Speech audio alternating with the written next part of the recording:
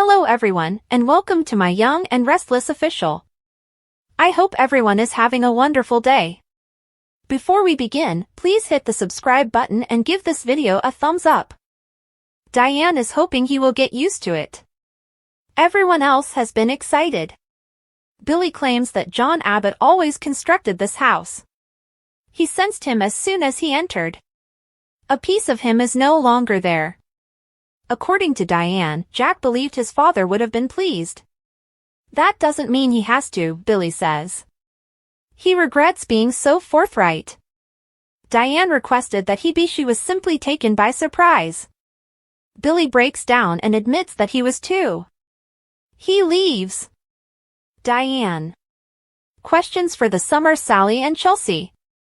Summer is informed by Chelsea and Sally at Society that they are both evaluating alternative job offers, although they have not yet made a decision.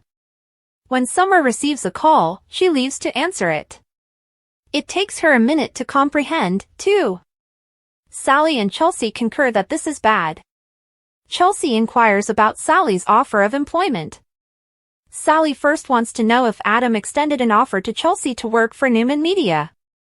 Chelsea attests to it. According to Sally, I knew it. Although that's a very Adam move, she is certain Chelsea would love it. She counsels her to maintain her friendships.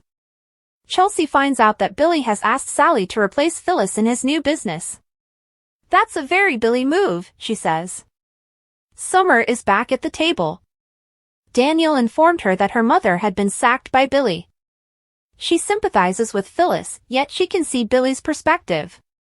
Sally claims that he tries to convince her to fully commit and that he thinks highly of her. Summer inquires as to whether Billy would like Sally to replace Phyllis at Abbott Communications. Sally informs Summer that she is correct. And you're thinking about going to work with Adam at Newman Media? Summer asks Chelsea. Chelsea gives a nod. Sally inquires about their well-being. She told her that fashion was her life and urged her for this position, as Summer recalls. Was that false? Sally YNR in the summer. Startled, Summer inquires as to how seriously these offers are being taken. Chelsea didn't want to put Sally in a difficult situation since she assumed she would jump in. Sally says she was unaware that Chelsea was considering leaving as well. At last, Summer says that even if they both go off to work with their men, Marchetti's success will go on. She is in favor of them if that is what they choose. Sally and Chelsea are grateful for that. They should go ahead and do this even though Summer is trying to talk them out of it. All she can hope for is that Billy and Adam value them as much as she does. To Marchetti women, they raise a toast. Nick refuses to attend Adam's update. Nick shows up at the ranch just as Adam is ready to inform Victor that he has extended an employment offer to Chelsea. Victor approaches to greet his son back from London and give him a hug.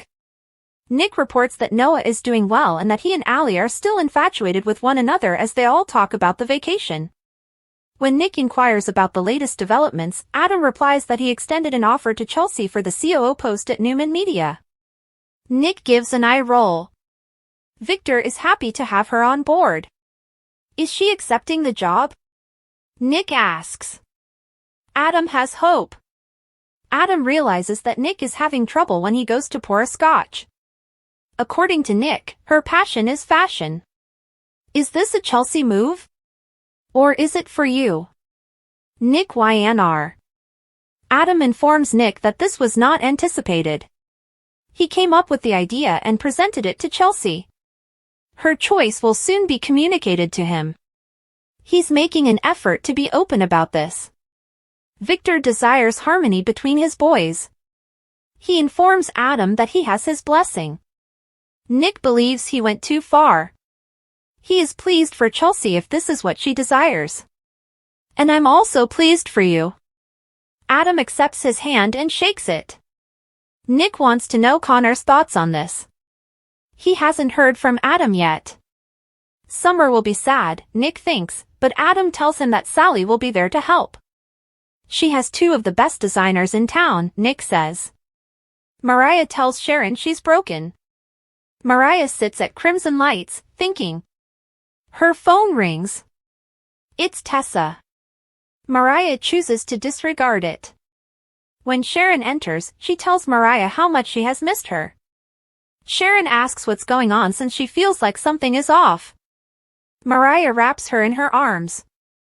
"Mom, thank God you're home." Sharon inquires as to Aria's whereabouts. Mariah asks about her journey and says she's just glad to see her. Although she wishes Mariah's small family could have attended, Sharon had a terrific day. "What's causing your sadness?" she asks again. "Something happened on my trip," Mariah says after Sharon prods her. "I made a terrible mistake." Mariah Sharon's embrace. Asking Mariah what occurred, Sharon leads her out onto the terrace. "I can't," Mariah exclaims. "It's just too awful."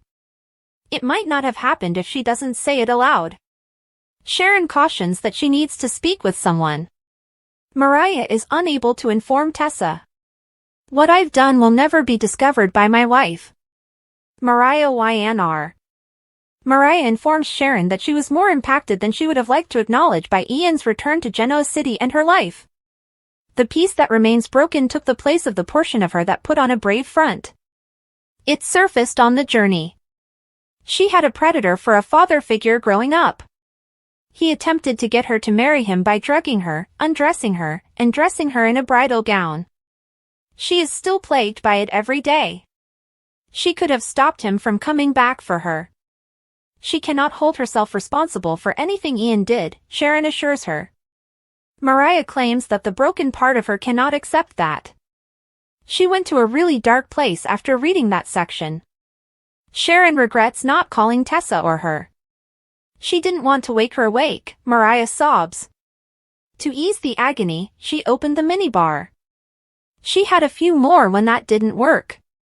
Tessa calls Mariah and leaves a voicemail in the jazz lounge. Thanking Tessa for agreeing to meet with her, Phyllis enters. Tessa is unsure of her motivation.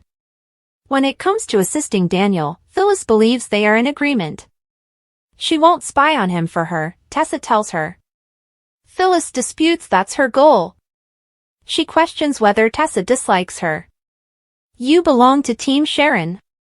She informs her that the two of them connected during the kidnapping.